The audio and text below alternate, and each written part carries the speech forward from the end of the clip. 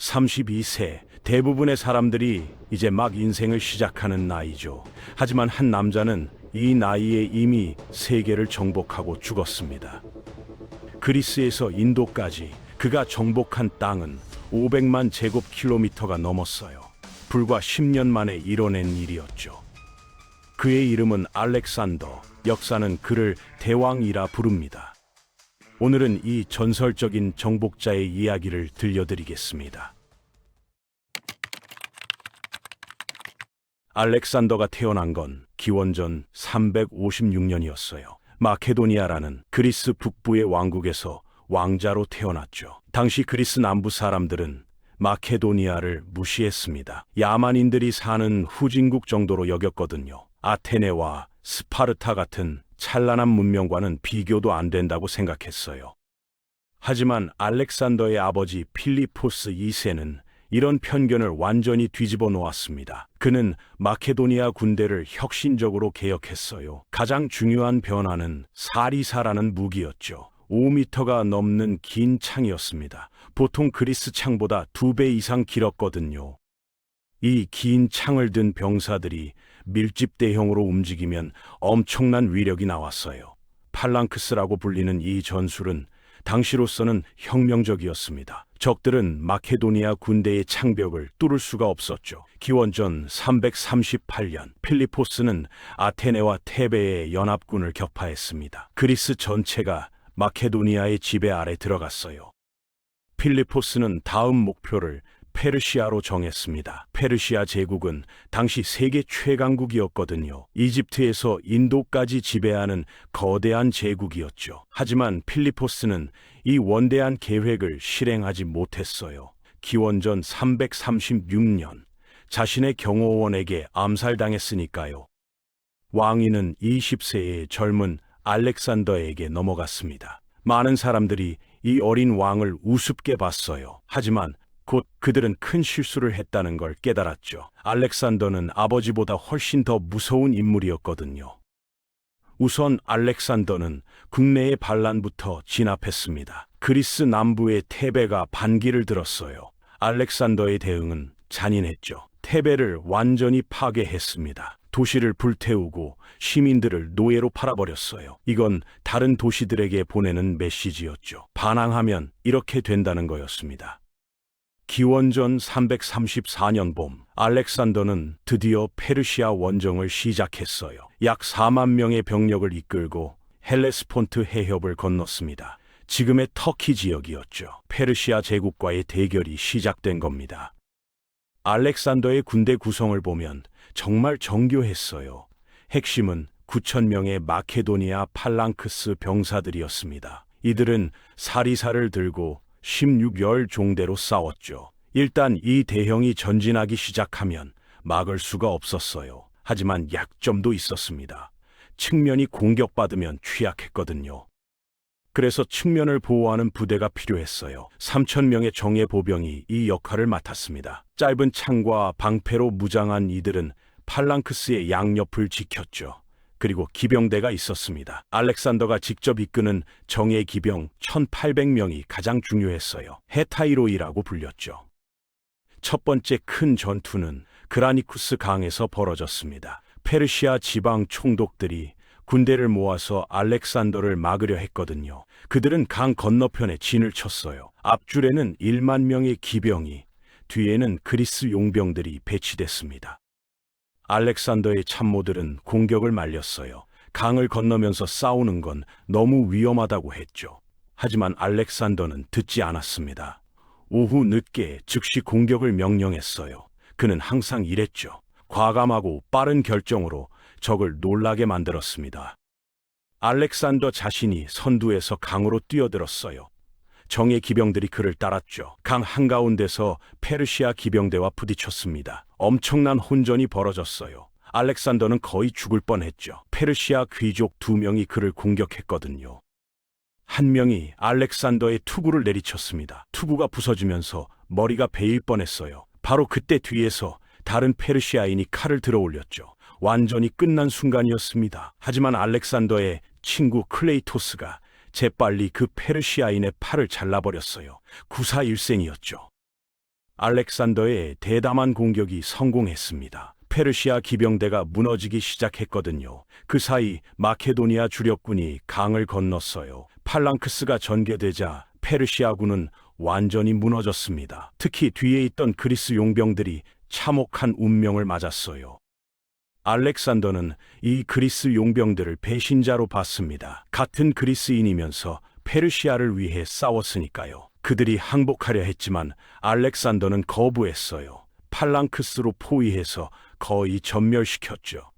2,000명이 넘게 죽었고 생포된 자들은 노예로 팔렸습니다. 이 승리로 소아시아 서부가 알렉산더의 손에 들어왔어요. 하지만 페르시아는 여전히 강력했습니다. 특히 해군력이 뛰어났거든요. 지중해 동부를 장악하고 있었죠. 알렉산더는 바다에서 페르시아와 싸우는 대신 육지에서 그들의 항구들을 점령하기로 했습니다. 밀레토스와 할리카르나소스 같은 해안 도시들을 하나씩 함락시켰어요. 특히 할리카르나소스 공성전은 치열했습니다. 몇 달이 걸렸죠. 하지만 결국 알렉산더가 승리했어요. 페르시아 해군의 주요 기지들이 무력화됐습니다. 기원전 333년 알렉산더는 내륙으로 진군했습니다. 프리기아의 고르디온이라는 도시에 도착했을 때 유명한 일화가 생겼어요. 고르디우스의 매듭이라는 전설적인 매듭이 있었거든요. 아무도 풀 수 없을 만큼 복잡하게 묶여 있었죠. 예언에 따르면 이 매듭을 푸는 자가 아시아를 지배한다고 했어요. 알렉산더는 잠깐 매듭을 살펴보더니 칼을 빼서 단번에 잘라버렸습니다. 문제를 정면 돌파로 해결한 거죠. 이게 바로 알렉산더의 스타일이었어요. 드디어 페르시아 대왕 다리우스 3세가 직접 나섰습니다. 거대한 군대를 이끌고 알렉산더를 막으러 온 거예요. 두 군대는 이소스라는 곳에서 마주쳤죠. 해안과 산 사이에 좁은 평야였습니다. 다리우스의 군대는 엄청났어요. 10만 명이 넘었다는 기록도 있습니다. 알렉산더는 4만 명 정도였죠. 하지만 좁은 전장 덕분에 다리우스는 병력 우위를 제대로 활용할 수 없었어요. 알렉산더에게는 오히려 유리했습니다. 다리우스는 작은 강 뒤편에 진을 쳤어요. 오른쪽 해안 쪽에 최정예 기병대를 배치했습니다. 중앙에는 그리스 용병 중장 보병들이 있었죠. 왼쪽에는 페르시아 보병이 산을 등지고 섰어요. 다리우스 본인은 중앙 뒤쪽의 전차에 타고 있었습니다. 알렉산더는 언제나처럼 자신이 오른쪽 날개를 맡았어요. 정예 기병과 보병을 이끌었죠. 중앙에는 팔랑크스가 있었고 왼쪽은 파르메니온 장군이 지휘했습니다. 전투가 시작되자 알렉산더는 곧바로 돌격했어요. 그의 기병대가 강을 건너 페르시아 좌익을 강타했습니다. 순식간에 무너뜨렸죠. 그리고 중앙을 향해 비스듬히 돌진했어요. 목표는 명확했습니다. 다리우스였죠. 알렉산더는 항상 적의 심장부를 노렸거든요. 페르시아 군대의 중심부가 혼란에 빠졌습니다. 알렉산더와 그의 기병들이 무서운 속도로 다가왔거든요. 다리우스의 호위병들이 필사적으로 막았지만 소용없었어요. 알렉산더가 너무 가까이 왔습니다. 그리고 다리우스는 놀라운 결정을 내렸죠. 도망친 겁니다. 페르시아 대왕이 전차를 돌려 달아나기 시작했어요. 이 모습을 본 페르시아군 전체가 무너졌습니다. 왕이 도망쳤는데 누가 계속 싸우겠어요? 대패주가 시작됐죠. 수만 명이 추격전에서 죽었습니다. 전장에는 다리우스의 가족이 남겨졌어요. 어머니, 아내, 그리고 세 자녀였죠. 알렉산더는 그들을 정중하게 대했습니다. 왕족에 걸맞은 예우를 해줬어요. 이건 정치적으로도 현명한 선택이었죠. 페르시아인들에게 자신이 야만인이 아니라는 걸 보여줬으니까요. 이소스 전투 이후 알렉산더는 남쪽으로 방향을 틀었습니다. 지중해 연안을 따라 내려간 거예요. 페니키아의 항구 도시들을 점령하려는 계획이었죠. 대부분의 도시는 저항 없이 항복했어요. 하지만 티레는 달랐습니다. 티레는 섬에 있는 요새 도시였어요. 육지에서 800m 떨어져 있었죠. 난공불락으로 여겨졌습니다. 하지만 알렉산더는 포기하지 않았어요. 대신 놀라운 계획을 세웠죠. 육지에서 섬까지 둑을 쌓기로 한 겁니다. 7개월 동안 엄청난 공사가 진행됐어요. 병사들이 바위와 흙을 부어서 길을 만들었습니다. 틸의 사람들은 필사적으로 저항했죠. 불을 붙인 배로 군사 장비를 불태우기도 했어요. 하지만 결국 둑이 완성됐고 알렉산더의 군대가 성벽을 넘었습니다.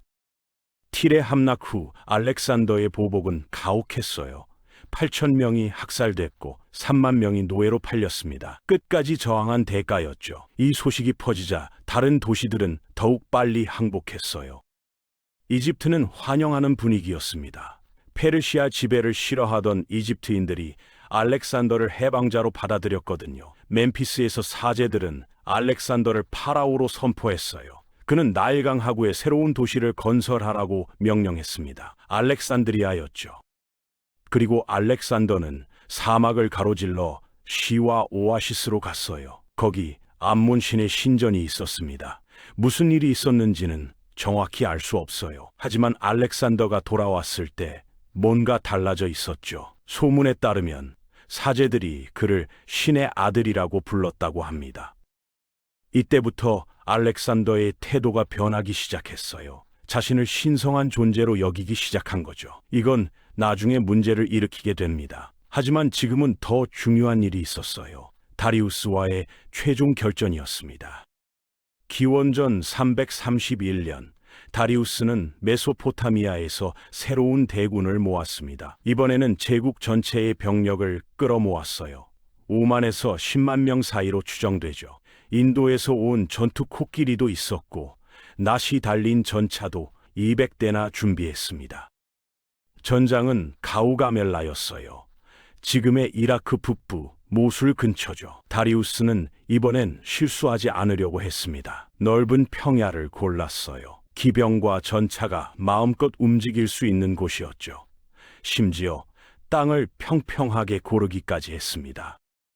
알렉산더의 군대는 더 작았어요. 4만 명에서 5만 명 정도였죠. 하지만 이들은 모두 베테랑이었습니다. 여러 전투를 치른 노련한 병사들이었거든요. 그리고 알렉산더라는 천재 지휘관이 있었어요. 전투가 시작되자 알렉산더는 이상한 행동을 했습니다. 자신의 오른쪽 날개를 계속 오른쪽으로 움직인 거예요. 마치 페르시아군을 우회하려는 것처럼 보였죠. 다리우스는 당황했습니다. 측면이 돌파당할까봐 병력을 오른쪽으로 계속 이동시켰어요. 이게 바로 알렉산더의 함정이었습니다. 페르시아군의 중앙이 약해진 거예요. 바로 그 순간을 알렉산더는 기다렸죠. 그는 즉시 방향을 바꿔 페르시아 중앙을 향해 돌격했습니다. 쐐기 대형으로 파고든 거예요. 다리우스가 보낸 낫 달린 전차들은 효과가 없었어요. 마케도니아 경보병들이 재빨리 피하거나 말을 쏘아 떨어뜨렸거든요. 그리고 알렉산더의 기병대가 페르시아 중앙을 찢어 발겼습니다. 다시 한번 다리우스에게 육박했죠. 그리고 또다시 다리우스는 도망쳤어요. 이번에는 더 빨리 달아났습니다. 왕이 도망치자 페르시아군 전체가 무너졌죠. 하지만 알렉산더는 추격을 멈춰야 했어요. 왼쪽 날개에서 파르메니온이 위기에 처했다는 전갈이 왔거든요. 페르시아 기병대가 마케도니아 좌익을 거의 포위할 뻔했습니다. 알렉산더는 즉시 방향을 틀어 그쪽으로 달려갔어요. 격렬한 기병전이 벌어졌죠. 60명의 정예 기병이 전사했지만 결국 페르시아 기병대를 격퇴했습니다. 가우가멜라 전투는 결정적이었어요. 페르시아 제국의 심장부로 가는 길이 열렸거든요. 알렉산더는 바빌론으로 진군했습니다. 세계에서 가장 위대한 도시 중 하나였죠. 바빌론은 저항하지 않았어요. 성문을 열고 알렉산더를 환영했습니다. 이어서 수사를 점령했어요. 페르시아 왕실의 보물창고가 있던 곳이죠. 엄청난 양의 금과 은이 알렉산더 손에 들어왔습니다. 그는 페르시아 왕좌에 앉았어요. 이제 공식적으로 페르시아의 새 왕이었죠. 하지만 복수도 잊지 않았습니다. 페르세폴리스로 진군했어요. 페르시아 제국의 의식용 수도였죠. 알렉산더는 도시를 약탈하게 했습니다. 그리고 왕궁에 불을 질렀어요. 150년 전 페르시아가 아테네를 불태운 것에 대한 보복이라고 했죠. 다리우스는 계속 도망쳤어요. 동쪽 변경 지역으로 달아났습니다. 새로운 군대를 모으려고 했죠. 하지만 그의 부하들이 배신했어요. 박트리아 총독 베수스가 다리우스를 죽이고 자신이 새 왕이라고 선포했습니다. 알렉산더가 도착했을 때 다리우스는 이미 죽어 있었어요. 알렉산더는 다리우스의 시신을 페르세폴리스 왕실 묘지에 장사 지내주었습니다. 한때 적이었지만 존중을 표한 거죠. 그리고 베수스를 추격하기 시작했어요. 동쪽으로, 또 동쪽으로 알렉산더는 계속 전진했습니다. 아프가니스탄을 지나 중앙아시아로 들어갔어요. 그곳의 유목민들은 강력했죠. 게릴라 전술로 마케도니아군을 괴롭혔습니다. 하지만 알렉산더는 끈질겼어요. 하나하나 도시를 점령하고 요새를 건설했습니다. 베수스는 결국 부하들에게 배신당했어요. 알렉산더에게 넘겨진 거죠. 처형당했습니다. 하지만 반란은 계속됐어요. 소그디아나 지역이 특히 완강했죠. 알렉산더는 3년 가까이 이 지역에서 싸워야 했습니다. 이 과정에서 알렉산더는 변하기 시작했어요. 페르시아 복장을 입고 페르시아 궁정 의식을 따랐습니다. 마케도니아 병사들은 이걸 좋아하지 않았어요. 자신들의 왕이 적의 문화에 물들었다고 생각했죠. 불만이 쌓여갔습니다. 어느 날 밤 술자리에서 끔찍한 일이 벌어졌어요. 알렉산더가 오랜 친구 클레이토스를 죽인 겁니다. 클레이토스는 그라니쿠스 전투에서 알렉산더의 목숨을 구한 사람이었죠. 하지만 술에 취해 말다툼을 하다가 알렉산더가 창으로 그를 찔렀어요. 알렉산더는 나중에 엄청나게 후회했습니다. 며칠 동안 먹지도 자지도 못했다고 해요. 하지만 이미 늦었죠.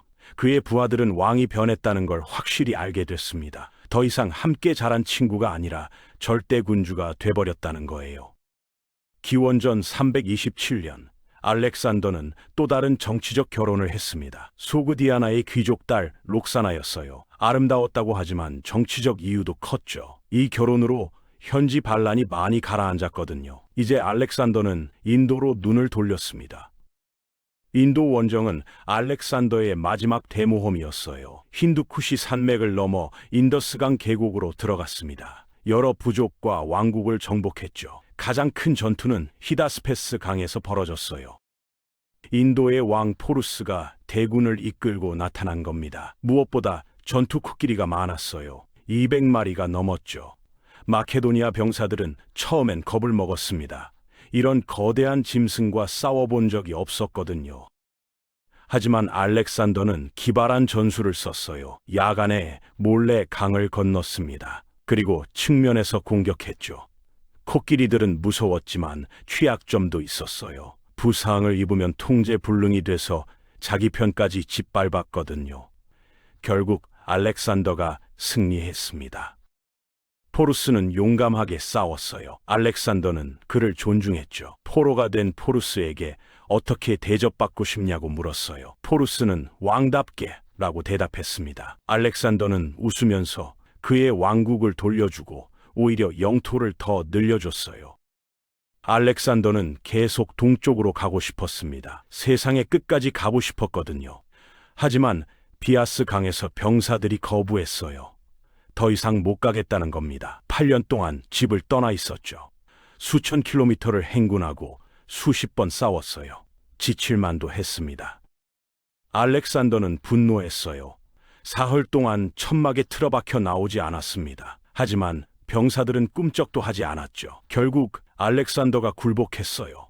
돌아가기로 한 겁니다. 하지만 쉬운 길로 가지 않았죠. 인더스강을 따라 남쪽으로 내려가기로 했습니다.